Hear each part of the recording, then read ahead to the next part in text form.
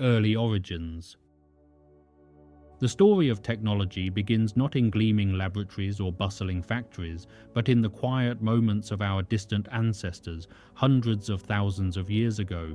Picture the landscape of prehistoric Earth, vast and untamed, where early humans first gazed upon ordinary stones and saw something extraordinary. They saw possibility, they saw tools. These simple stone implements, carefully shaped by patient hands, were perhaps humanity's first deliberate step toward reshaping the world around us.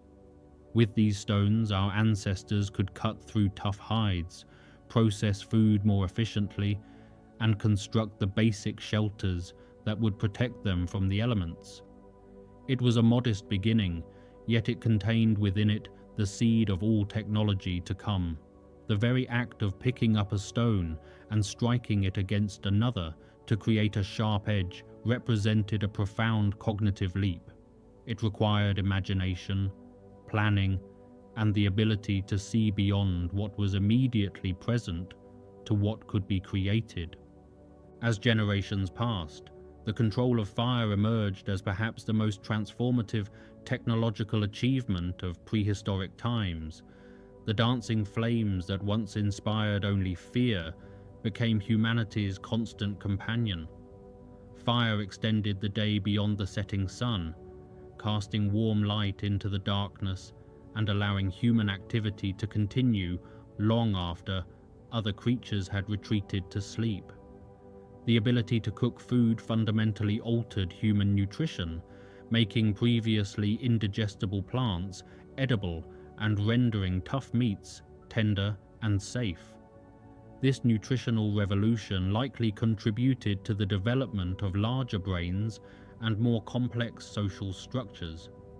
Around the fire, communities gathered, stories were shared, and knowledge passed from one generation to the next. Fire also became a tool for creating other tools, used to harden wooden spears and later to work with metals. The mastery of fire represents not just a technological achievement, but a pivotal moment in human evolution itself, transforming our relationship with the natural world from passive inhabitants to active shapers of our environment. The development of shelter and clothing further insulated humanity from nature's harsher aspects. Early humans learned to construct simple dwellings from available materials, whether branches and leaves in forested regions or stone and earth in more barren landscapes. These structures, humble though they were, provided protection from wind, rain, and cold. The creation of clothing from animal hides and plant fibers added another layer of defense against the elements. With these innovations, humans could venture into environments that would have otherwise been inhospitable, spreading across continents and adapting to an extraordinary range of climates. The Arctic hunter and the desert dweller could both thrive, each developing specialized technologies suited to their particular challenges. This adaptability, enabled by technology, set humanity on a path of global expansion and diversification. The basic principles learned from these early shelters would echo through millennia, eventually evolving into the sophisticated architectural traditions of later civilizations. As cognitive abilities grew and populations expanded, the toolkit of early humans became increasingly diverse and specialized. No longer content with simple all-purpose stones, ancient craftspeople began creating implements designed for specific tasks. Scrapers for cleaning hides, awls for piercing leather, carefully hafted weapons that combined stone points with wooden shafts. Each innovation represented accumulated knowledge, passed down through generations and refined through countless iterations. This diversification of tools reflects a growing sophistication in how humans understood and interacted with their world. It required planning, foresight, and the ability to imagine future needs. A hunter making a specialized spear point was not just responding to immediate hunger, but preparing for hunts yet to come. This capacity for delayed gratification and long-term planning, enabled and reinforced by increasingly complex technology, helped distinguish human societies from those of other species. Among the great technological breakthroughs of the ancient world, few can rival the impact of the wheel. Though we often take it for granted today, the wheel represented a revolution in how goods and people could move across the landscape. Before the wheel, transport was limited to what could be carried on backs, human or animal. With the wheel, suddenly heavy loads could be moved with far less effort. Trade became more feasible over longer distances. The wheel appeared in various forms across different ancient cultures, suggesting that once the basic concept emerged, its utility was immediately apparent. Beyond transportation, the wheel found applications in pottery making and early machines, establishing principles of rotation and mechanical advantage that would resonate through countless later innovations. The wheel's invention marks a transition point where human technology began to move beyond simple hand tools toward more complex mechanical systems. Water and wind, those ancient forces of nature, also became servants of human ambition. Early civilizations learned to redirect rivers through irrigation channels, bringing life-giving water to fields that would otherwise remain barren. Simple dams allowed communities to store water for dry seasons, while primitive water wheels harnessed the river's flow to grind grain or power simple machinery. These innovations amplified human capability far beyond what muscle power alone could achieve. A single water wheel could do the work of many people, tirelessly turning day and night.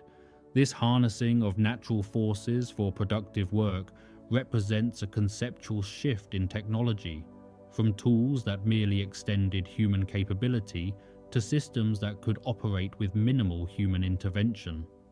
Such innovations supported growing populations and enabled the rise of urban centers, where people could specialize in crafts and trades rather than focusing solely on food production. The discovery of metallurgy opened entirely new technological possibilities. When early humans first noticed that certain rocks, when heated in fire, yielded gleaming metal, they could scarcely have imagined the revolution they had stumbled upon. Copper, soft and workable, was likely the first metal widely used. It could be shaped into tools sharper and more durable than stone, but the real breakthrough came with bronze, an alloy of copper and tin that possessed superior strength and hardness.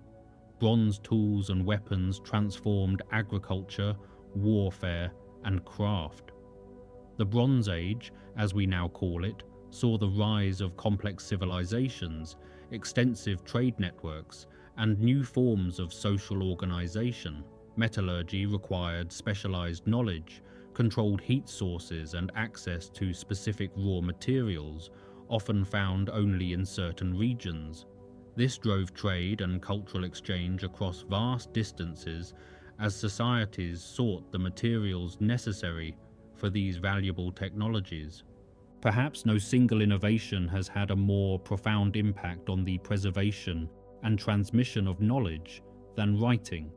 Before writing, all information had to be stored in human memory and passed orally from person to person. This limited how much knowledge could be accumulated and how accurately it could be transmitted. With the advent of writing systems, suddenly complex technical information could be recorded precisely and preserved for future generations. Architectural plans, mathematical calculations, agricultural records, and manufacturing techniques could all be documented. This created an institutional memory that transcended individual lifetimes. A craftsperson could learn not only from living masters, but from the recorded wisdom of practitioners long dead. Writing accelerated the pace of technological progress by making cumulative knowledge possible. Each generation could build upon the documented achievements of those who came before, rather than starting from scratch or relying solely on imperfect oral traditions. As civilizations grew in size and complexity, they undertook increasingly ambitious public works projects. Ancient Rome's aqueducts carried fresh water across vast distances, employing principles of engineering and hydraulics that still impress today. Road networks connected distant provinces, facilitating commerce, communication, and military movement. Massive stone structures, from pyramids to temples, demonstrated not only engineering capability, but also the organizational capacity to coordinate the labor of thousands of workers. These projects required standardization, planning, and governance structures sophisticated enough to manage complex multi-year undertakings. The technologies embodied in these public works were not just about the physical structures themselves, but also about the social technologies that made their construction possible. Project management, labor organization, resource allocation, and quality control. Such large-scale infrastructure projects reflect technology adoption at a societal level, where individual innovations are integrated into coordinated systems serving entire populations. Finally, we must consider how technologies spread across the ancient world. Trade routes, whether by land or sea, served as conduits not just for goods, but for ideas and innovations. A merchant traveling from one civilization to another might observe a clever tool or technique and bring word of it home. Conquered peoples might share their technologies with conquerors, or vice versa.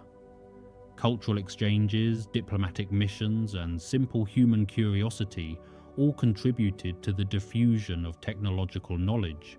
This network effect meant that innovations developed in one region could be adapted and improved in another, sometimes in unexpected ways. A metallurgical technique from one culture might be combined with decorative traditions from another, creating something entirely new. This cross-pollination of ideas accelerated the pace of innovation and allowed societies to adapt technologies to their particular environmental and cultural contexts. The story of early technology is not one of isolated discoveries, but of a vast, interconnected web of human creativity and exchange, stretching across continents and millennia. As we drift towards sleep, we can reflect on how these humble beginnings, these first tentative steps towards shaping our world, laid the foundation for everything that would follow in the long, remarkable journey of human technological achievement. Communication breakthroughs. Communication, the sharing of thoughts and ideas from one mind to another, stands as perhaps the most uniquely human of all technological endeavors.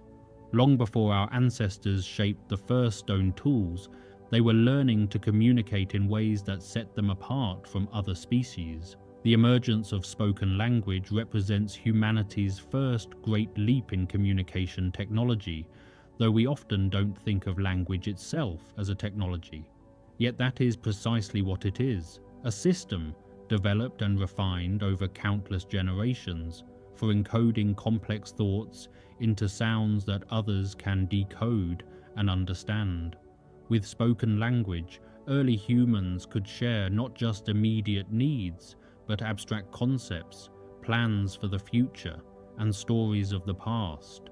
They could coordinate complex group activities, pass down accumulated wisdom, and build the shared understandings that bind communities together.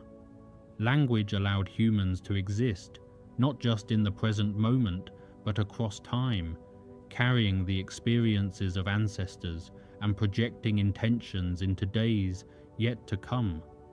This ability to communicate complex ideas created a feedback loop with cognitive development as more sophisticated language enabled more sophisticated thought, which in turn drove further linguistic evolution. Before language had fully developed, and continuing alongside it, gesture and body language served as essential tools for conveying meaning. A pointed finger could indicate direction or draw attention to danger. Facial expressions could communicate emotion without a word being spoken. Hand signals could coordinate a hunt in silence, preventing prey from being alerted. These nonverbal forms of communication remain with us today, so deeply embedded in human interaction that we often use them unconsciously. In the earliest human groups, before shared languages had developed, or when encountering strangers who spoke differently, these gestural communications would have been invaluable. They allowed coordination and the sharing of basic information, even across linguistic divides. The universality of certain gestures and expressions suggests deep evolutionary roots, connecting us to our most distant ancestors who used these same signals to navigate their world together. As human societies grew more complex, the need arose to communicate across time as well as space. Cave paintings represent one of humanity's earliest attempts to solve this problem. On stone walls deep in caves, ancient artists created images of animals, hunting scenes, and mysterious symbols whose meanings we can still only guess at. These weren't merely decorative, they were communication across time, messages from the past reaching toward the future. A painting might record a successful hunt, serving as both celebration and instruction for future hunters. Symbolic drawings could mark sacred spaces or record important events, creating a shared cultural memory that transcended individual lifetimes. These early visual records extended human memory beyond the capacity of any single brain, allowing knowledge and stories to persist across generations. When we gaze at these ancient images today, we are receiving communications sent across tens of thousands of years, a testament to the enduring human drive to share, record, and remember. Early humans also discovered that sound could carry messages across distances that sight could not reach. The deep boom of a drum could travel through dense forest, conveying warnings or summoning scattered groups to gather. The clear call of a horn could echo across valleys, coordinating movements or announcing important events. Whistles with distinct patterns could communicate specific messages, creating a kind of proto-language using pure sound. These acoustic signals proved invaluable for large groups spread across terrain, in conditions where visual signals would be useless, or during nighttime hours when darkness obscured other forms of communication. Different sounds could signal different meanings: danger, safety, gathering, celebration. This use of sound-based signaling demonstrates an early understanding of how different technologies could be deployed for different communicative purposes, matching the medium to the message and circumstances. The development of true writing systems marks one of the great watersheds in human technological history.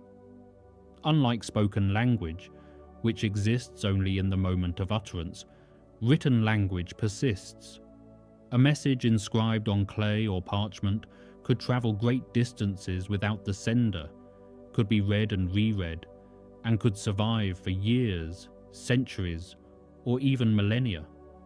This permanence transformed human civilization in profound ways. Complex knowledge could now be recorded with precision and transmitted without distortion. The earliest writing systems emerged independently in several ancient civilizations, suggesting that once societies reached a certain level of complexity, the need for writing became pressing. These systems allowed for record keeping on scales previously impossible, tracking agricultural production, tax collection, and trade across vast territories. Laws could be codified and made consistent across an entire realm. Technical knowledge could be precisely documented, allowing craftspeople to follow detailed instructions and enabling cumulative technological refinement across generations. In ancient Mesopotamia, cuneiform writing pressed into soft clay tablets created a robust system for communication and record keeping. Merchants could track complex transactions, scribes could maintain inventories spanning warehouses full of goods, and officials could correspond about administrative matters across the far-flung reaches of empires. Meanwhile, in Egypt, hieroglyphic writing served similar purposes, while also adorning monuments and tombs with messages meant for both the living and the dead. These writing systems required years of training to master, creating a class of professional scribes who served as the information processors of the ancient world. The complexity of these early scripts meant that literacy remained confined to a small elite, but even so, the impact was revolutionary. For the first time, economic and political organization could function at scales that would have been impossible relying on memory and oral communication alone. The invention of alphabetic writing systems represented a democratizing breakthrough in communication technology. Rather than requiring mastery of thousands of characters, each representing a word or concept, alphabets used a small set of symbols representing individual sounds. This made writing far easier to learn and read, broadening potential literacy beyond a narrow scribal class. Different ancient cultures developed their own alphabetic or quasi-alphabetic systems, from Phoenician to Greek to Latin, each adapting the concept to their particular language. This simplification meant that more people could participate in written communication, that ideas could spread more readily, and that written culture could penetrate more deeply into society. The alphabet didn't just make writing more accessible, it changed what could be written and who could write it, enabling new forms of literature, philosophy, and personal expression. For centuries, even as writing became more widespread, each text had to be painstakingly copied by hand. This made books rare and expensive, limiting their distribution and impact. Then, in the mid-15th century, Johannes Gutenberg's printing press with movable type revolutionized communication once again. Suddenly, texts could be reproduced quickly and cheaply in large numbers. Ideas that once might have circulated among a handful of scholars could now spread across entire continents. The printing press accelerated the Renaissance, enabled the Reformation by making Bibles widely available, and laid groundwork for the scientific revolution by allowing researchers to share findings rapidly and build on each other's work. The democratization of knowledge that printing enabled cannot be overstated. Where once learning was confined to those with access to rare manuscripts, printed books made education accessible to growing numbers of people. The spread of literacy that followed reshaped societies, economies, and politics, creating an increasingly informed populace capable of engaging with complex ideas. Even as written communication advanced, the challenge of moving messages across distances remained. Ancient and classical civilizations developed postal and courier systems to address this need. Relay stations allowed messages to travel rapidly across empires, with fresh horses and riders replacing tired ones. These systems enabled centralized governance over vast territories, allowing emperors and kings to communicate orders and receive reports from distant provinces. The famous Persian postal system, later emulated by the Romans and others, could move messages across thousands of miles with remarkable speed and reliability. These networks represented an organizational technology as much as a physical one, requiring coordination, infrastructure, and trust to function effectively.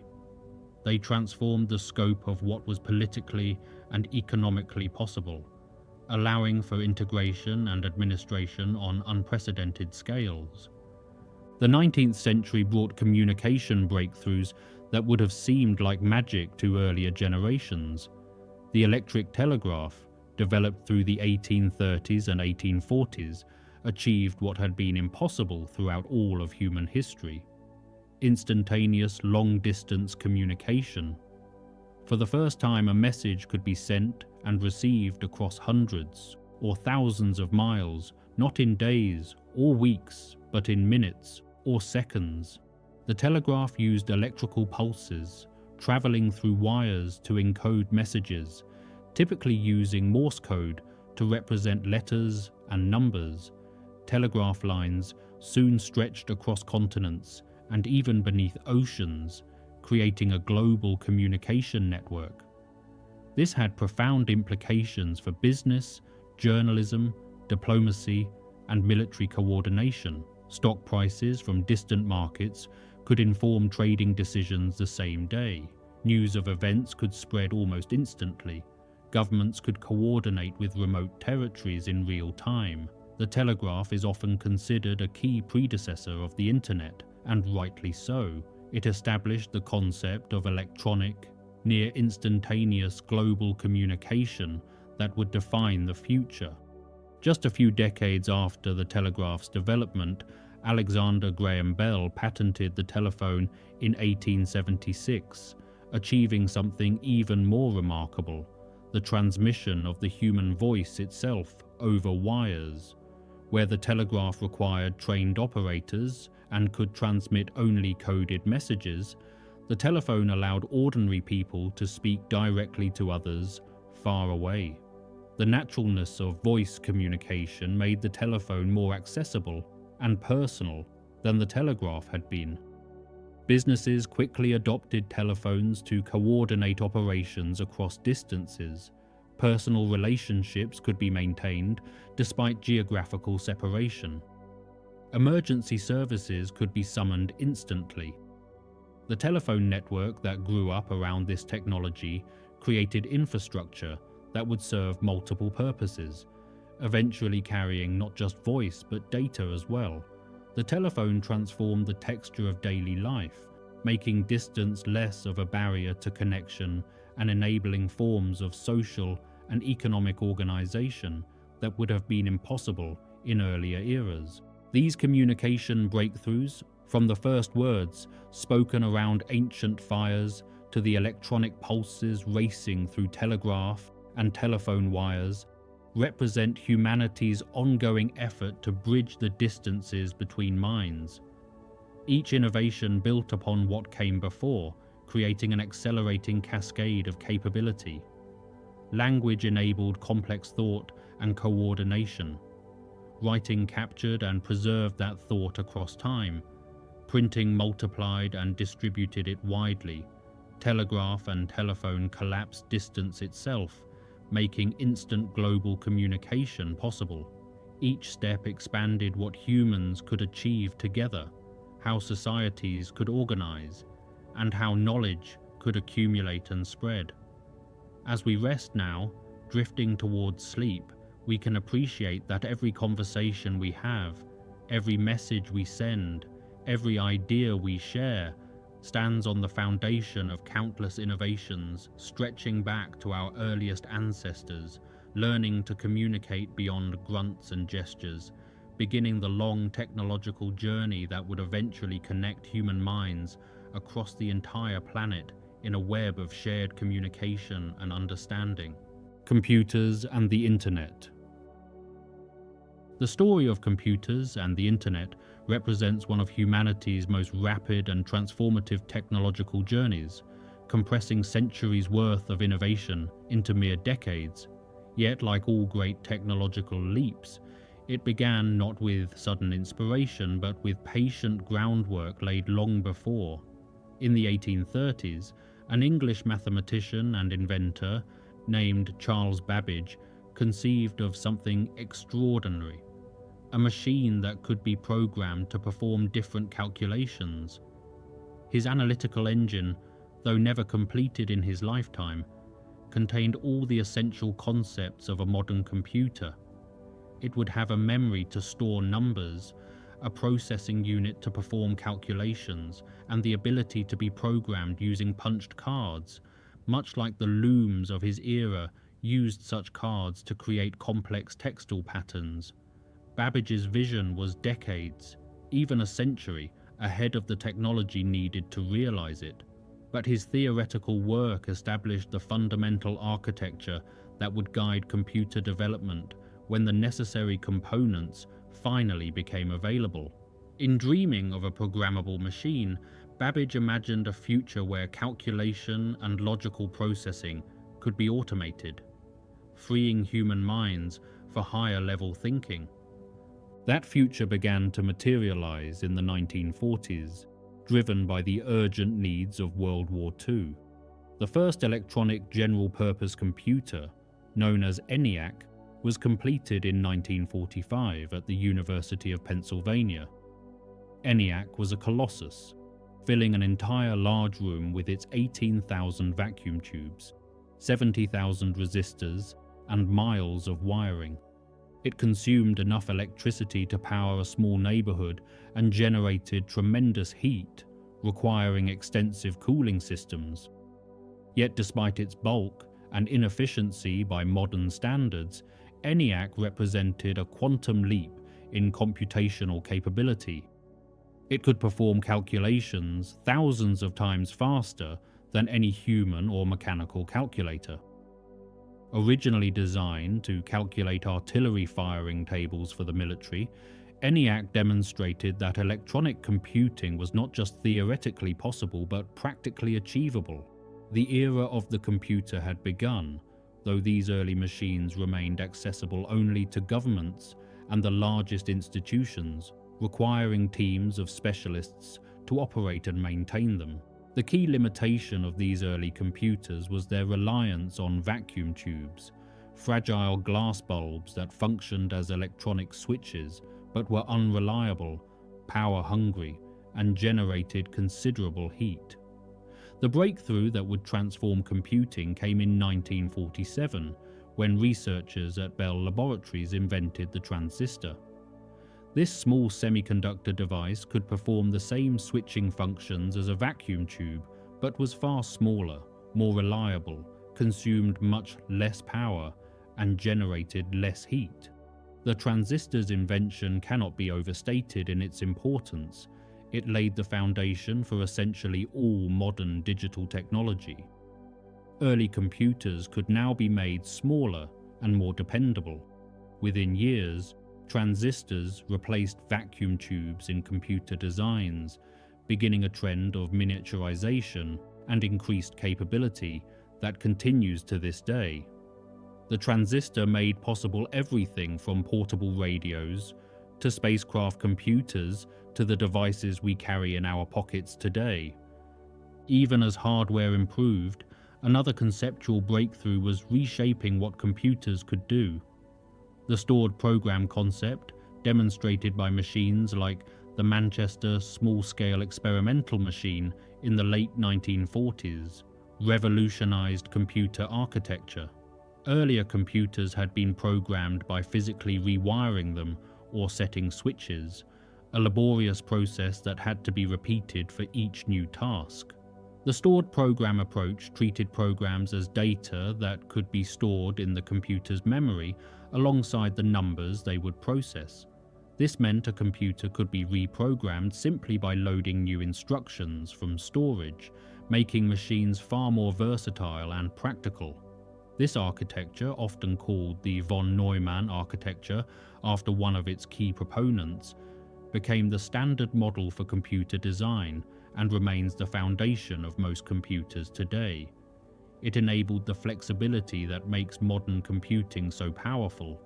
The same machine can edit text, calculate equations, play music, or control industrial processes simply by running different programs. The 1950s saw computing begin its transition from purely research and military applications into commerce and industry. The UNIVAC Y, delivered in 1951, was the first commercially produced computer in the United States. Organizations like the Census Bureau and large corporations began using computers for data processing tasks, payroll, inventory, statistical analysis. These early commercial computers still required dedicated facilities and expert operators, but they demonstrated that computational power could transform business operations. Companies that adopted computers gained advantages in efficiency and capability over competitors.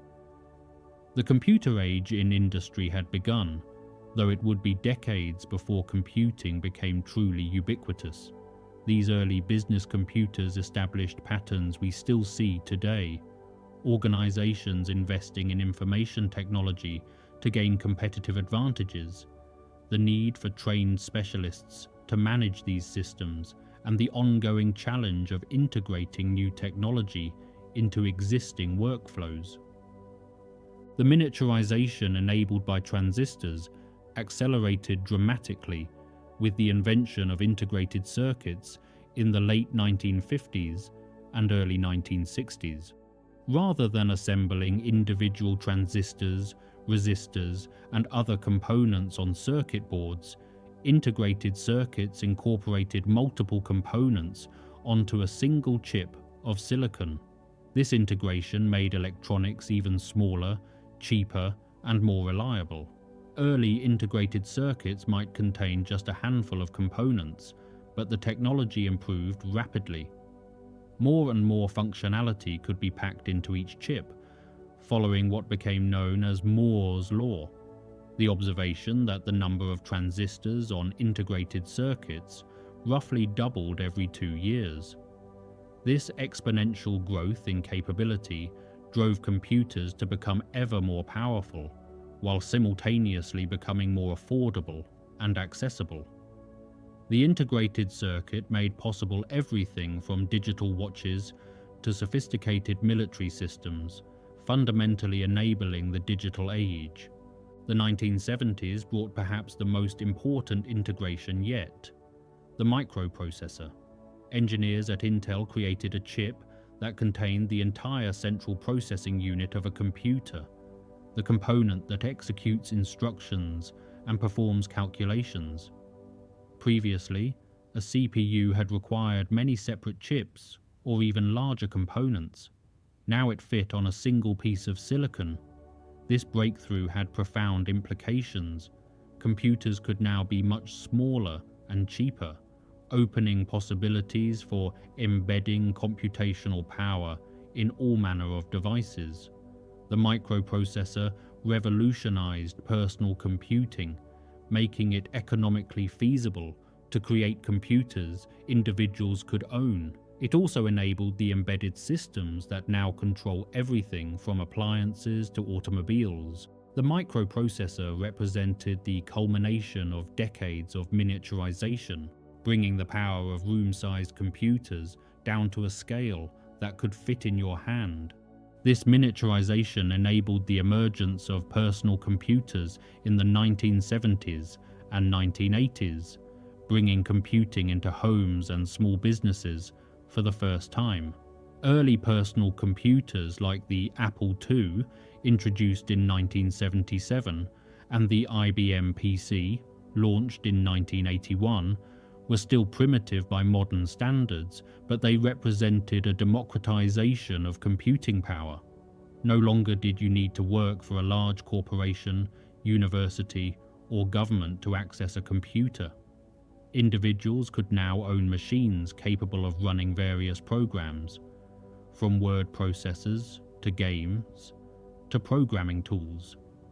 Hobbyists and entrepreneurs began developing software for these platforms, creating an ecosystem of applications that made computers useful for an ever-expanding range of tasks. The personal computer revolution transformed how people worked, learned, and entertained themselves. It also began training a generation in computational thinking, as many young people learned programming on these accessible machines. While computers were becoming more powerful and accessible, another revolution was quietly beginning in the realm of networking. In the late 1960s, researchers funded by the US Department of Defense's Advanced Research Projects Agency developed ARPANET, a network designed to connect computers at different research institutions. The challenge was formidable: how to enable different types of computers running different operating systems to communicate reliably across unreliable phone lines. ARPANET pioneered packet switching, a technique where data is broken into small packets that travel independently across the network and are reassembled at their destination. This made the network resilient. If one route failed, packets could take alternative paths. ARPANET began with just 4 connected nodes in 1969, but it grew steadily throughout the 1970s.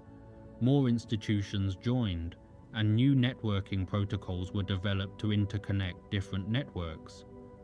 These research networks would grow into the modern internet, though that transformation took years of development and standardization.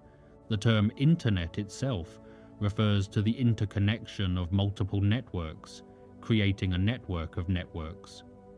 Throughout the 1970s and 1980s, various organizations and countries developed their own computer networks, and the challenge became connecting these disparate systems. The development of standard protocols, particularly TCP/IP, provided a common language that different networks could use to communicate. By the 1980s, a global internet was taking shape, connecting universities, research institutions, military facilities, and increasingly, commercial organizations. Yet despite this growing connectivity, the internet remained primarily a tool for researchers, academics, and technical specialists. It lacked user-friendly interfaces and required considerable technical knowledge to navigate. The true potential of this global network remained largely untapped, waiting for an innovation that would make it accessible to ordinary people. That innovation arrived in 1989 when Tim Berners-Lee, a British scientist working at CERN in Switzerland, proposed the World Wide Web. His elegant solution addressed the Internet's usability problem by creating a system of hyperlinked documents that could be easily navigated using a graphical interface. The web introduced protocols and standards that would become fundamental to the Internet experience. HTTP for transferring documents, HTML for creating them, and URLs for addressing them. What made the web revolutionary was its simplicity and openness. Anyone could create a web page and link it to others. Anyone with a web browser could navigate between documents by clicking hyperlinks. No central authority controlled what could be published or who could publish it. This democratic architecture, combined with increasingly user-friendly browsers developed in the early 1990s, transformed the Internet from a specialized tool into a mass medium. Within a few years, the web exploded in popularity, with millions of sites offering information, entertainment, and commerce. Today, the Internet connects billions of people across the globe, underpinning commerce, education, entertainment, and social interaction. It has become so integral to modern life that we can barely imagine functioning without it. Online shopping, streaming media, social networks, cloud computing, remote work, distance education, all depend on this global network that grew from experimental research projects just decades ago. The journey from Babbage's theoretical machine to ENIAC's vacuum tubes, from the transistor to the integrated circuit, from the microprocessor to the personal computer, from ARPANET to the World Wide Web. Each step built upon previous innovations, creating an accelerating cascade of capability.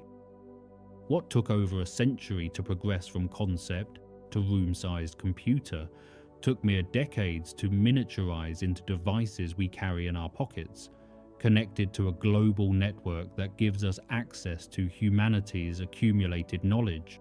As we drift towards sleep, we can marvel at this extraordinary compression of progress, how rapidly human ingenuity transformed computing from a specialized tool for calculation into a universal platform that has reshaped nearly every aspect of modern civilization, connecting minds and machines across the planet in ways that previous generations could scarcely have imagined. Personal devices and connectivity. The transformation of computing from room-sized institutional machines to personal devices carried in our pockets represents one of the most dramatic technological shifts in human history. This journey accelerated rapidly in the mid-1970s, when the dream of a computer for every person began to seem not just possible, but inevitable. The era of true personal computing began with mass-market machines that brought computational power into ordinary homes and small businesses. The Apple II, introduced in 1977, was one of the first computers designed not for hobbyists or engineers, but for everyday users. It came in a sleek plastic case, connected to a standard television for display, and could run a variety of software programs stored on floppy disks. Around the same time, competitors like the Commodore PET and Atari 800 offered their own visions of accessible computing. These machines were still primitive by modern standards, with limited memory and processing power, but they represented a fundamental shift in who could own and use a computer. For the first time, individuals and families could purchase a computer for use in their own homes, for tasks ranging from household budgeting to education to entertainment. Children grew up with these machines, learning to program in BASIC, playing early video games, and developing an intuition for computational thinking that would serve them throughout their lives. The spark that ignited this personal computer revolution can be traced back even further to 1975 and the release of the Altair 8800. This machine, sold as a kit that buyers had to assemble themselves, was crude even by the standards of its time. It had no keyboard, no screen, just rows of switches and lights on its front panel. Programming it required flipping switches to enter machine code directly. Yet despite these limitations, the Altair captured the imagination of hobbyists and electronics enthusiasts. Here, finally, was an affordable computer that an individual could own. Computer clubs formed around the country where enthusiasts gathered to share tips, programs, and modifications. The Altair inspired a generation of entrepreneurs and engineers, including a young Bill Gates and Paul Allen, who wrote a version of the basic programming language for it, founding Microsoft in the process. The Altair demonstrated that there was a market for personal computers, even in primitive form, and that sparked the innovation and investment that would transform the industry over the following decades. The foundation that made these personal computers possible was the microprocessor, invented in the early 1970s. Intel's 4004, introduced in 1971, was the first commercially available microprocessor, a single chip that contained all the essential components of a computer's central processing unit. Earlier computers had required multiple circuit boards or even entire cabinets of equipment to achieve what this single chip could do. The microprocessor made it economically feasible to build computers small and cheap enough for individual ownership. As microprocessor technology improved rapidly through the 1970s, each new generation offered more power at lower cost. The Intel 8080, used in the Altair, gave way to more capable processors like the 6502, 6502, 6502,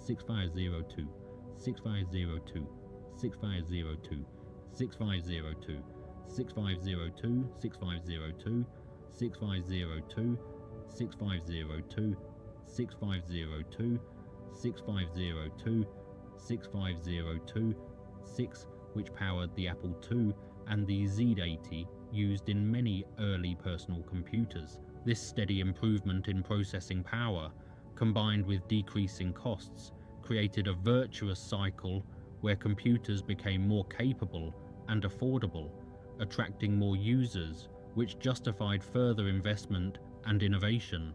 In 1981, IBM, the dominant force in corporate computing, entered the personal computer market with the IBM PC.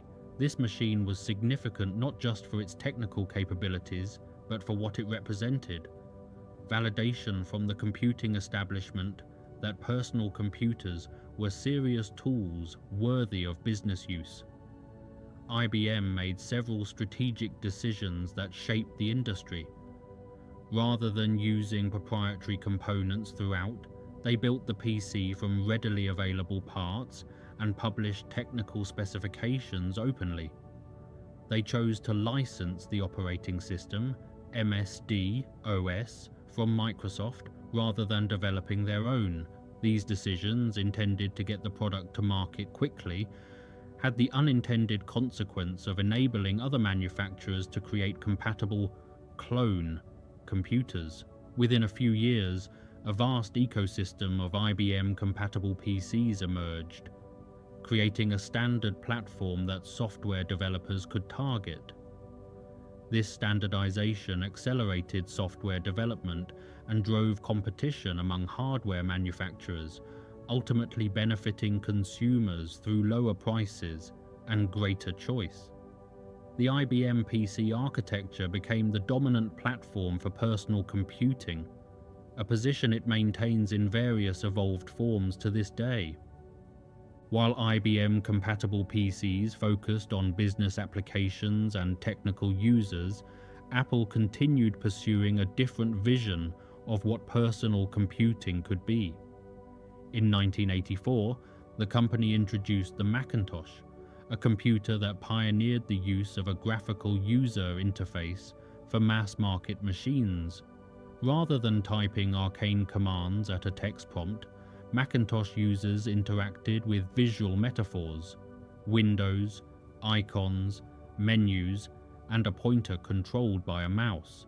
This approach, inspired by research at Xerox PARC, made computers far more intuitive and accessible to non-technical users.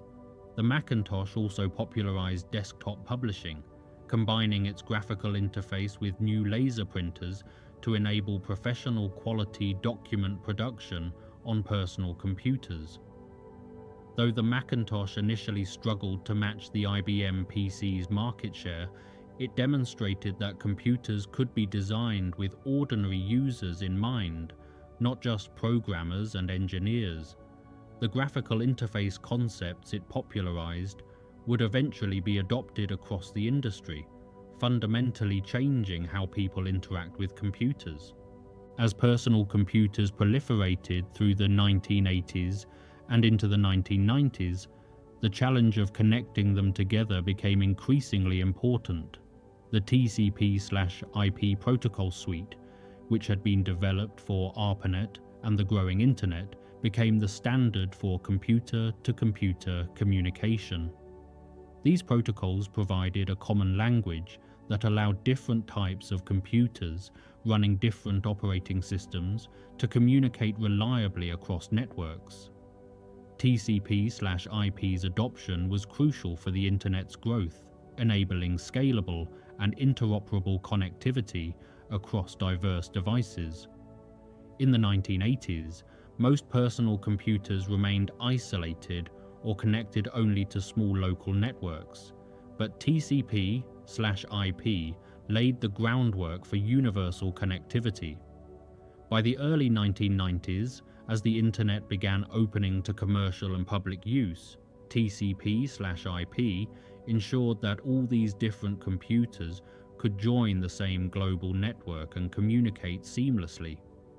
The development of the World Wide Web in 1989 and 1990 transformed that network from a tool for technical specialists into something anyone could use. Tim Berners-Lee's elegant system of hyperlinked documents, accessed through user-friendly browsers, made internet connectivity dramatically more valuable for personal computer users. Suddenly, information from around the world was accessible with simple mouse clicks. Email became a standard communication tool. Online services began offering everything from news to shopping to entertainment. The web gave personal computers a new raison d'etre beyond local applications. They became portals to a global information space. Through the 1990s, getting online became a priority for households and businesses. Modems chirped and screeched as they connected personal computers to the internet over phone lines, and a new digital culture began to emerge around this connectivity.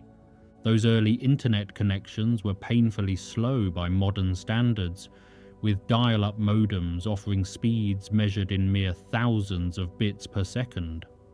The late 1990s and 2000s brought broadband technologies, cable modems and DSL that increased speeds by orders of magnitude, making multimedia content, music downloads, and video streaming practical. Wireless technologies emerged as well, freeing devices from physical network cables. Wi-Fi allowed laptops to connect to the internet from anywhere within range of a wireless access point, enabling mobile computing within homes, offices, and increasingly, public spaces like cafes and libraries. These technologies fundamentally changed how people interacted with connectivity, making it an ambient resource available almost anywhere, rather than something requiring physical connection to specific locations.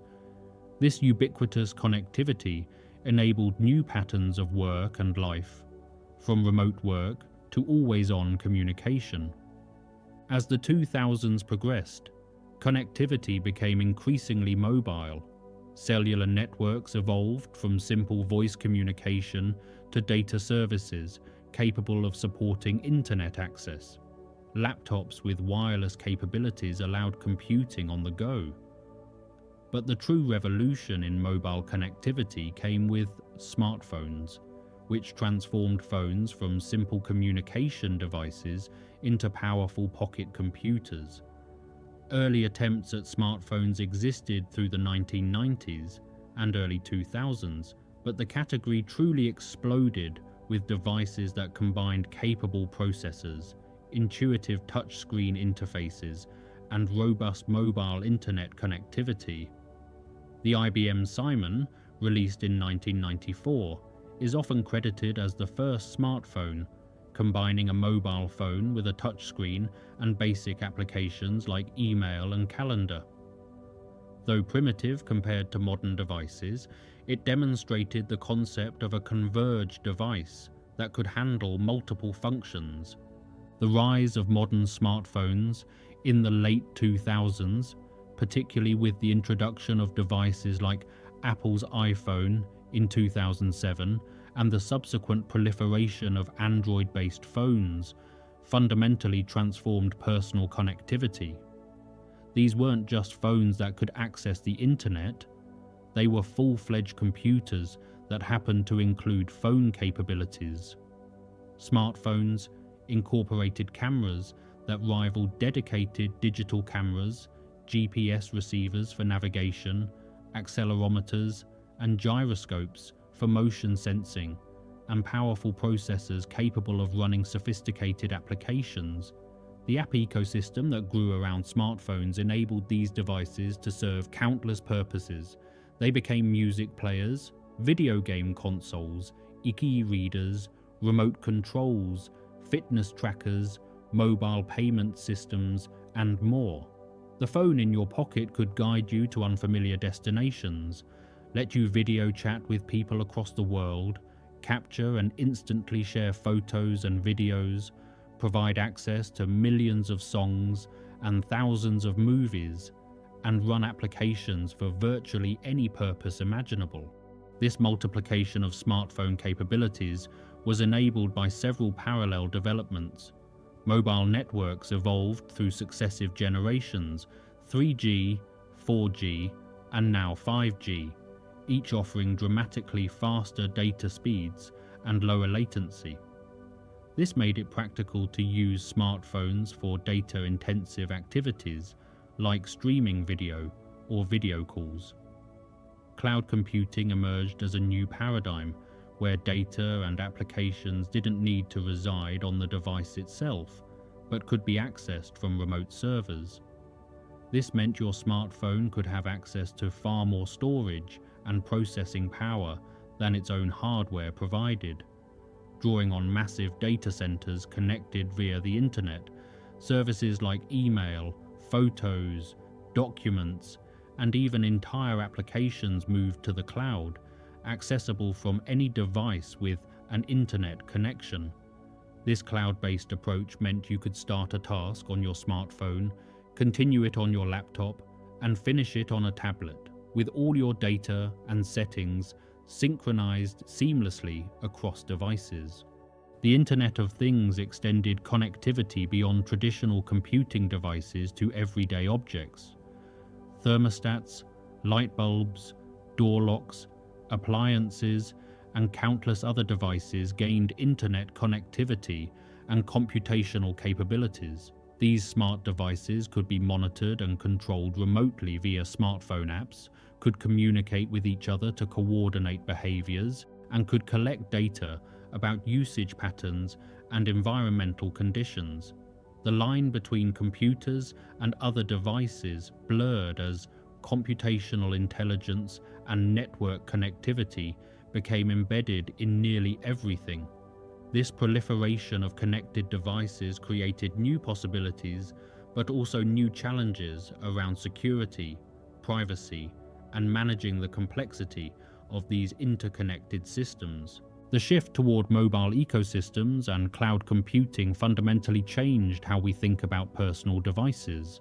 They're no longer isolated tools storing all their data locally, but rather nodes in a vast network, drawing on shared services and synchronized data. The smartphone in your pocket has access to more information and computational resources than the most powerful supercomputers of just a few decades ago. It connects you not just to information, but to other people, to services, to devices in your home and around the world. This ubiquitous connectivity has reshaped social interaction, commerce, entertainment, work, and learning.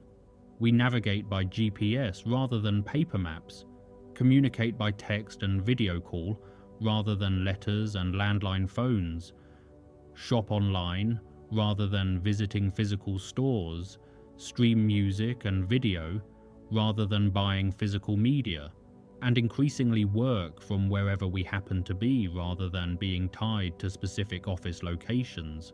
This transformation happened with breathtaking speed. The first mass-market personal computers appeared in the late 1970s. The internet opened to public use in the early 1990s. Smartphones became ubiquitous in the 2000s.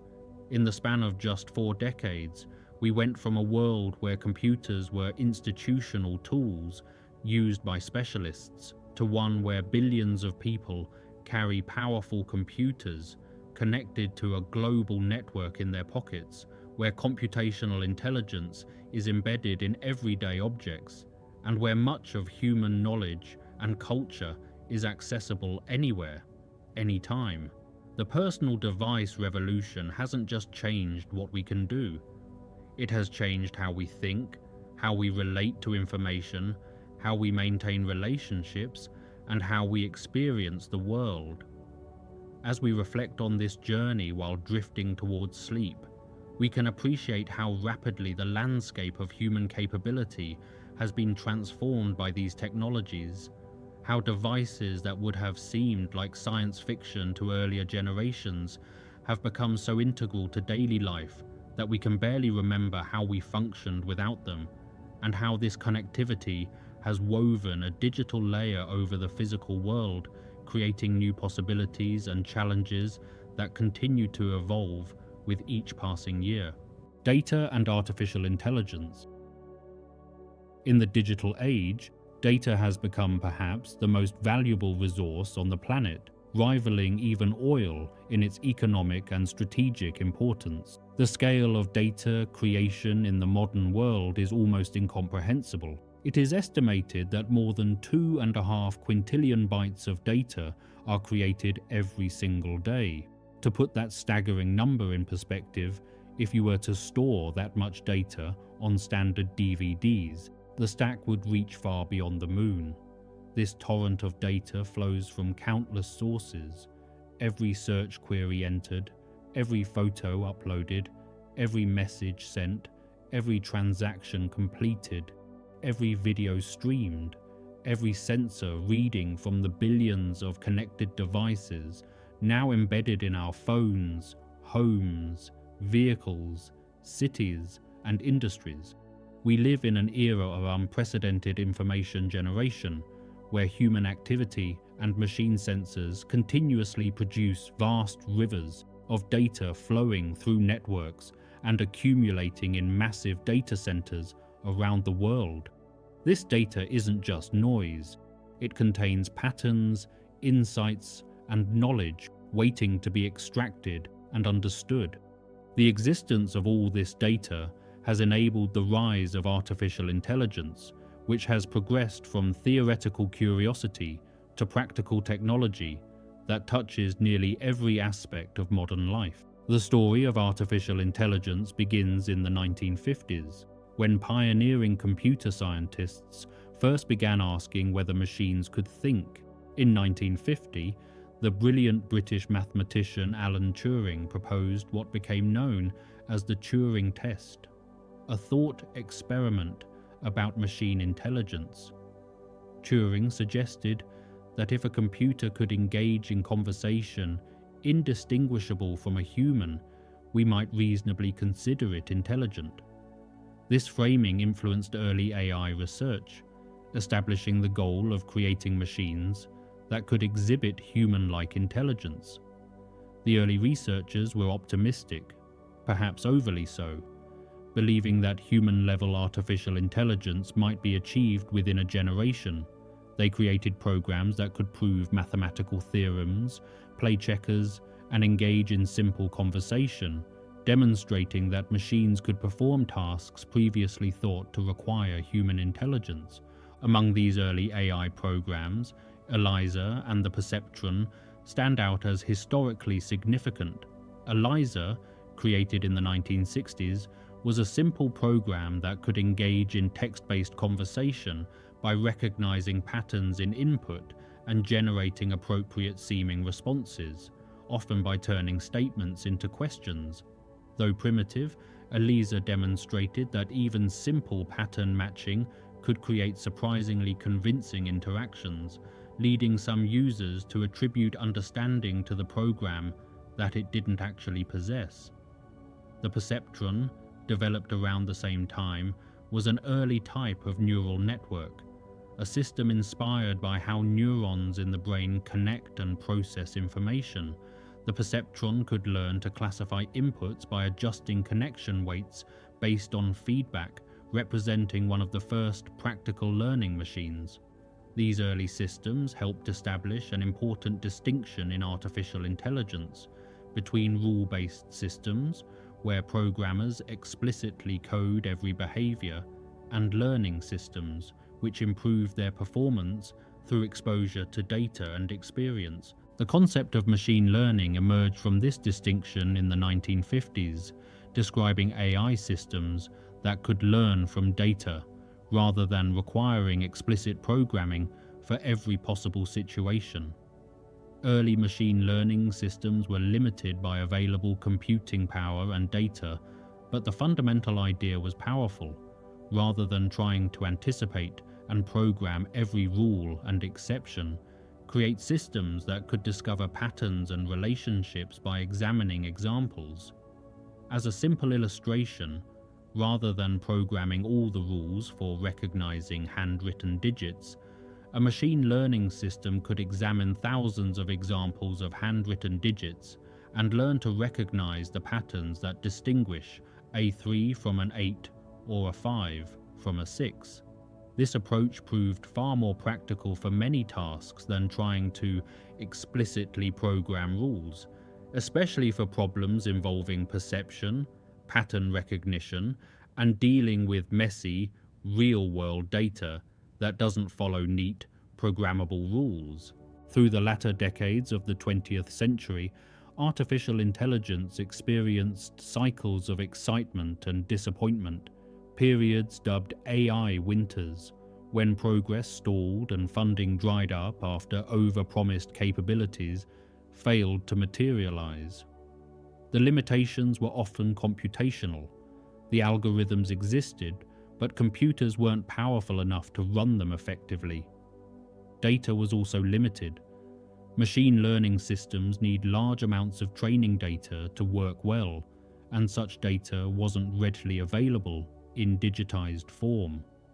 These limitations began lifting in the 21st century as computing power increased exponentially. Storage became cheap and abundant, and the internet created massive repositories of digital data. The stage was set for artificial intelligence to finally achieve some of its long-promised potential. The breakthrough came through neural networks and an approach called deep learning, which gained prominence in the 2000s. Neural networks had existed for decades, but earlier versions were limited to relatively simple architectures. Deep learning uses neural networks with many layers, hence deep, allowing them to learn hierarchical representations of data. Early layers might detect simple features like edges in an image, while deeper layers combine these into more complex patterns like shapes, objects, and eventually entire scenes. Training these deep networks requires enormous amounts of data and computational power, which is why deep learning only became practical in the 2010s. Two key enablers were the availability of massive datasets, often scraped from the internet, and the use of powerful graphics processing units, or GPUs, originally designed for rendering video game graphics, but perfectly suited to the parallel calculations needed for training neural networks. The impact of deep learning was dramatic. Tasks that had stymied AI researchers for decades suddenly became tractable. Image recognition systems could identify objects in photographs with accuracy exceeding human performance. Speech recognition became reliable enough for practical voice interfaces. Machine translation between languages improved enormously. Systems could generate realistic images, compose music, and even engage in open-ended conversation. Artificial intelligence began beating world champions at complex games. Chess first, then Go, a game long thought too intuitive and subtle for computers to master. These achievements weren't due to fundamentally new algorithms, but to applying neural networks at scale with vast amounts of data and computing power. Data truly became the fuel for modern AI, and the availability of big data, datasets so large they require special technologies to store and process, made possible machine learning systems of unprecedented capability. Big data technologies emerged specifically to handle the vast volumes of information being generated and to make that data accessible for analysis and learning. Traditional databases couldn't cope with data measured in petabytes and exabytes, so new distributed systems were developed that could spread data across thousands of computers, processing it in parallel. These technologies enabled AI models to train on billions of examples, learning patterns across diverse datasets that would have been impossible to process just years earlier. The more data these systems consumed, the better they performed, creating an incentive to collect and process ever larger datasets. This created a virtuous cycle where better AI drove more data collection, which enabled better AI, which drove more data collection. The rise of cloud computing amplified AI's impact by making powerful computing resources accessible to anyone with an internet connection. Previously, training sophisticated AI models required owning expensive specialized hardware, limiting serious AI development to large institutions and corporations. Cloud computing changed this by allowing developers to rent computing power by the hour, accessing massive GPU clusters and storage systems as needed.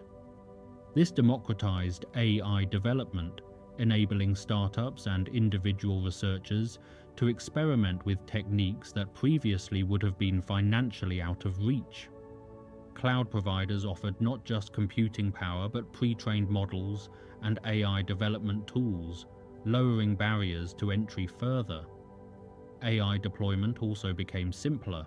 Rather than requiring users to run models on their own devices, applications could access AI capabilities running in the cloud, benefiting from regular updates and improvements without requiring any local changes.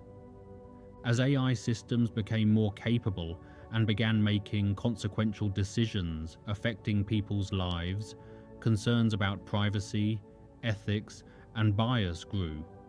Machine learning systems learn from data, and if that data reflects human biases or prejudices, the AI will learn those as well. Systems trained on historical hiring data might perpetuate discrimination.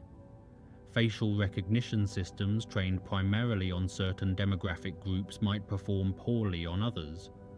Recommendation systems might create filter bubbles, reinforcing existing beliefs rather than exposing users to diverse perspectives. The opacity of deep learning systems, often described as black boxes, because even their creators can't fully explain how they reach specific decisions, raised questions about accountability. If an AI denies someone a loan or diagnoses a medical condition, how can that decision be explained or challenged?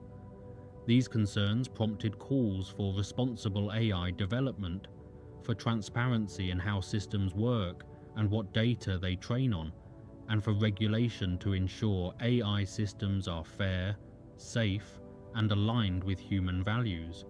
Despite these challenges, AI applications expanded rapidly across virtually every sector of the economy. In healthcare, machine learning systems analyze medical images to detect diseases, sometimes with greater accuracy than human radiologists. They help identify promising drug candidates, accelerating pharmaceutical development. In finance, AI systems detect fraudulent transactions, manage investment portfolios, and assess credit risk. In transportation, artificial intelligence enables autonomous vehicles, which use computer vision and machine learning to navigate roads, recognize obstacles, and make split-second driving decisions. Manufacturing employs AI for quality control, predictive maintenance, and optimizing production processes. Agriculture uses AI to monitor crop health, optimize irrigation, and predict yields. The legal profession uses AI to review documents and predict case outcomes. Customer service increasingly relies on AI-powered chatbots that can handle routine inquiries. The list goes on, with AI touching virtually every industry, leveraging data to improve predictions, automate processes, and support decision-making. The ongoing evolution of artificial intelligence continues to surprise even experts in the field. Recent years have seen the emergence of large language models, neural networks trained on vast amounts of text that can generate human-like writing, answer questions, summarize documents, write code, and engage in open-ended conversation.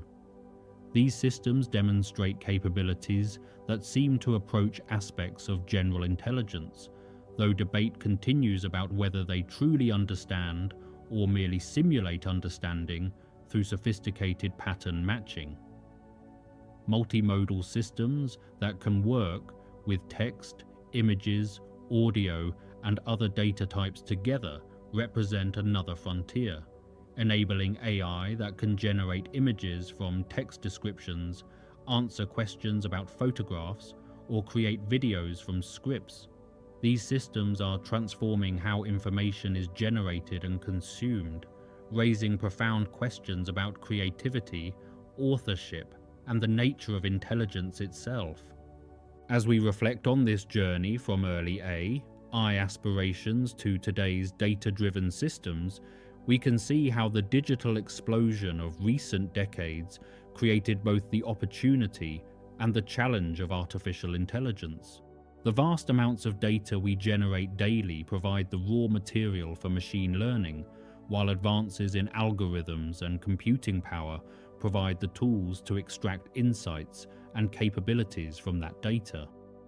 AI has progressed from laboratory curiosity to ubiquitous technology, embedded in systems we interact with dozens of times daily, often without realizing it. Every time a search engine predicts what you're looking for, every time a social media feed curates content for you, every time a navigation app routes you around traffic, every time a voice assistant responds to a command, you're experiencing artificial intelligence in action. This technology, built on mountains of data and trained through countless computational cycles, represents humanity's attempt to create machines that can perceive, reason, and act in ways that approximate and sometimes exceed human capabilities in specific domains. As we drift towards sleep, we can contemplate how this ocean of data surrounding us, this constant digital exhaust of modern life, has been transformed through artificial intelligence into systems that increasingly shape our world, presenting both remarkable opportunities and significant challenges as we navigate a future where human and artificial intelligence increasingly intertwine in ways we're only beginning to understand. What the future holds. As we look toward the horizon of technology's future, we enter a realm of possibility and anticipation where current trends hint at transformations yet to come. The trajectory of artificial intelligence suggests it will become even more deeply woven into the fabric of everyday life, moving beyond the specialized applications we see today toward a more pervasive presence in virtually every tool and system we interact with. Routine tasks that currently require human attention will increasingly be handled by AI assistants that understand context, learn preferences, and operate seamlessly in the background. Decision-making across sectors, from healthcare to finance to education, will be enhanced by AI systems that can process vast amounts of information and identify patterns invisible to human perception. Personalized experiences will become the norm rather than the exception, as AI learns individual preferences and adapts interfaces, recommendations, and services to each person's unique needs and habits. This isn't a distant science fiction future, but a natural extension of trends already visible today, as machine learning systems become more capable, more efficient, and more integrated into the technologies we depend upon daily. The architecture of computing itself is evolving to meet the demands of this AI-driven future. Edge computing represents a shift away from the current model where data flows to centralized cloud data centers for processing. Instead, computational intelligence moves closer to where data is generated, to the edge of the network. Smart sensors, autonomous vehicles, industrial equipment, and consumer devices will increasingly process data locally, making real-time decisions without the latency of sending information to distant servers and waiting for responses. This edge computing approach offers multiple advantages. Faster response times, critical for applications like autonomous driving or industrial control systems, improved privacy by keeping sensitive data local rather than transmitting it across networks, and greater resilience, since systems can continue functioning even if network connections fail. As AI models become more efficient and specialized, chips designed for AI inference proliferate, edge computing will enable intelligent behavior in an ever-expanding array of devices, creating a distributed network of computational intelligence, rather than relying solely on centralized cloud resources. Beyond the incremental improvements in conventional computing, quantum computing represents a potential leap into fundamentally different computational paradigms. Quantum computers exploit quantum mechanical phenomena to perform certain calculations in ways impossible for traditional computers. While still largely experimental, these machines are progressing from laboratory curiosities towards specialized applications where their unique capabilities offer advantages. Certain optimization problems, simulations of molecular and materials behavior, and aspects of cryptography could potentially be transformed by quantum computing. However, progress is incremental and challenges remain substantial. Quantum systems are extraordinarily delicate, requiring extreme cooling and isolation from environmental interference. Building larger, more stable quantum computers with sufficient error correction to tackle practical problems remains a significant engineering challenge. The timeline for quantum computing's impact remains uncertain, with milestones expected but not guaranteed. Rather than replacing conventional computers, quantum systems will likely serve specialized roles, tackling specific problems where quantum approaches offer decisive advantages, while traditional computing continues handling the vast majority of computational tasks. As artificial intelligence and connected devices proliferate, the networks connecting them will need to evolve as well. The wireless technologies following 5G, anticipated under the umbrella term 6G, are expected to dramatically increase bandwidth and reduce latency even further. Early research and standards development point toward networks capable of supporting truly immersive, augmented reality experiences, coordination of autonomous vehicle fleets, and massive deployments of Internet of Things sensors and devices. These next-generation networks would enable use cases difficult or impossible with current technology. Collaborative augmented reality where multiple users share detailed virtual overlays on the physical world in real time. Autonomous systems coordinating complex behaviors across entire cities. Sensor networks dense enough to monitor environments at unprecedented resolution. The trajectory toward these capabilities spans years, with standards development, infrastructure deployment, and device adoption all required before the full potential can be realized. But the direction is clear.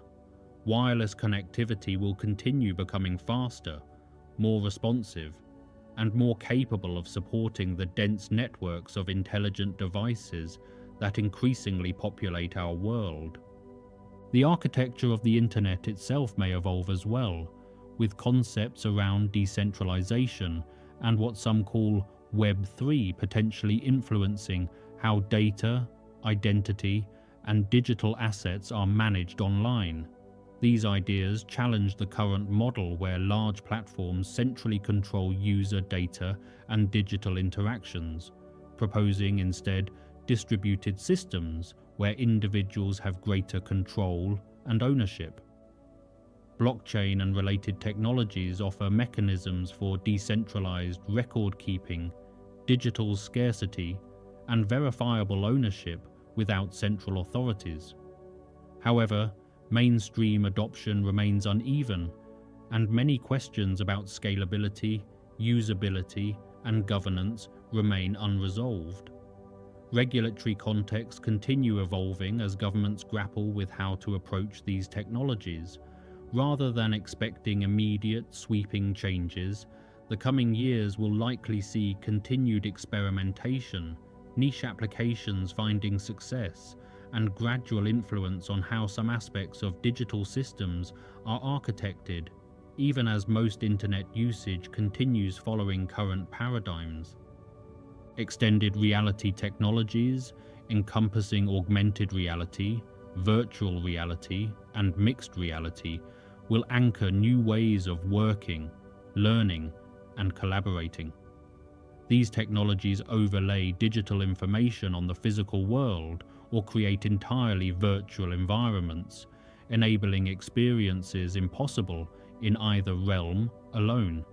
Education and training stand to benefit significantly as complex concepts can be visualized three-dimensionally, and students can practice procedures in simulated environments with no real-world consequences.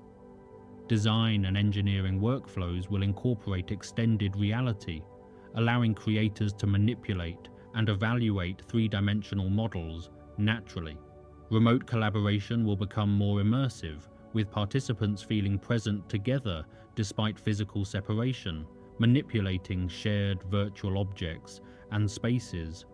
As hardware becomes lighter and more comfortable, as display resolution improves, and as software becomes more sophisticated in understanding and rendering environments, extended reality will transition from specialized applications toward more mainstream adoption, supported by the higher bandwidth and lower latency of next-generation networks. The practice of software development itself is being transformed by artificial intelligence. AI-assisted development tools can generate code from natural language descriptions, detect errors and vulnerabilities, suggest optimizations, and automate testing. This doesn't eliminate the need for human developers, but amplifies their capabilities, allowing them to work at higher levels of abstraction and accomplish more with less manual effort. Code generation tools can handle routine implementation details, freeing developers to focus on architecture and design. Automated testing catches bugs earlier and more reliably. Continuous optimization keeps systems performing efficiently without constant manual tuning. These AI-powered development tools enable faster product cycles, more robust systems, and allow smaller teams to accomplish what previously required larger organizations. The collaboration between human creativity and AI capability in software development exemplifies a broader pattern likely to play out across many domains. AI handling routine aspects while humans provide judgment, creativity, and strategic direction. As technology's influence grows, so does awareness of its environmental and social impacts. Sustainable and responsible technology practices are gaining priority across the industry. Data centers consume enormous amounts of electricity, driving initiatives toward energy-efficient hardware, renewable power sources, and more efficient cooling systems. Green data centers aim to minimize environmental impact while maintaining the computational capacity modern services require. Beyond environmental concerns, governance around data privacy, AI safety, and bias mitigation is strengthening. Recognition that AI systems can perpetuate or amplify biases present in training data has prompted efforts to develop fairer algorithms and more representative datasets. Privacy regulations give individuals greater control over their data. Safety considerations around AI, particularly as systems become more autonomous and consequential, drive research into alignment, interpretability, and robustness. These responsible technology practices reflect a maturing understanding that technological progress must be guided by values and considerations beyond pure capability, ensuring that the systems we build serve human flourishing broadly, rather than narrow interests. Robotics and autonomous systems will expand beyond their traditional industrial settings into consumer, service, and transportation domains. Improvements in perception through better sensors and computer vision, more sophisticated control algorithms, and greater attention to safety enable robots to operate in unstructured, human-populated environments.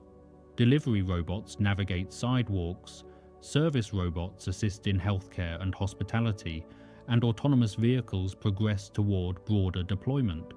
These systems combine multiple technologies: AI for perception and decision-making, advanced sensors for environmental awareness, mechanical engineering for physical capability, and safety systems to prevent harm. As these components mature and costs decrease, autonomous systems will become increasingly common in everyday life, taking on tasks from dangerous, dull, or difficult domains and potentially transforming industries from logistics to eldercare.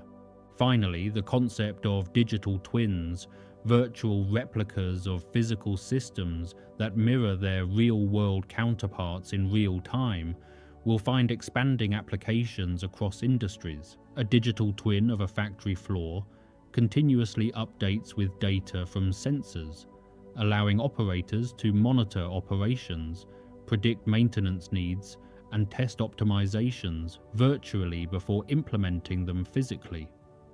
Digital twins of cities help urban planners evaluate infrastructure changes and optimize traffic flow. Digital twins of products allow manufacturers to simulate performance under various conditions and improve designs. These virtual models leverage AI to identify patterns and anomalies, IoT sensors to provide constant data, and high-performance computing to run sophisticated simulations. Digital twins enable a new level of understanding and control over complex systems, supporting better decision-making and more efficient operations across domains from manufacturing to healthcare to urban planning. As we contemplate these emerging possibilities while drifting towards sleep, we recognize that the future of technology isn't predetermined, but shaped by countless decisions and innovations yet to come. The trends visible today suggest directions but don't guarantee destinations. Challenges both technical and societal will need addressing. Questions about privacy, fairness, sustainability, and human agency in increasingly automated systems require ongoing attention and wisdom. Yet the trajectory is clear. Technology will continue evolving, becoming more capable, more integrated into daily life, and more central to how we solve problems and create opportunities. The journey from the first stone tools to quantum computers and artificial intelligence represents humanity's ongoing effort to extend capability, to understand and shape the world more effectively. That journey continues into a future we can glimpse but not fully foresee, holding both remarkable possibilities and responsibilities as we navigate the consequences of our own technological creations, seeking always to harness these powerful tools in service of human well-being and flourishing.